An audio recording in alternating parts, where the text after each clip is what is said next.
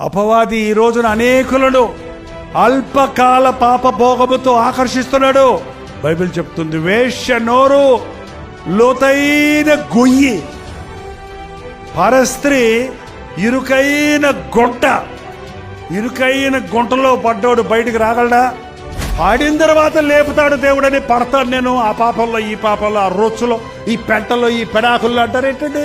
నేను పాస్తున్నట్టునో, పెద్దోళ్ళంటునో, గొప్పోళ్ళంటునో, పరిశుద్ధులంటునో, సొలొమోను లాంటి జ్ఞానే పడ్డాడు రా బాబు. రేపేం సబ్బుతో నీకేం తెలుసు? జాగ్రత్త, నీ కళ్ళు జాగ్రత్త, నీ ఒళ్ళు జాగ్రత్త. మచ్చ తెచ్చుకోవద్దు జీవితానికి. దెబ్బలు మాంతాయి గాని మచ్చలు పోవో. బతుకు పాడైపోయిన తర్వాత ఏం ప్రయోజనం అండి? పాడవకుండా జాగ్రత్త పెట్టుకో. యేసయ్య ప్రేమ ఎంత పాపినైనా ప్రేమిస్తాడు.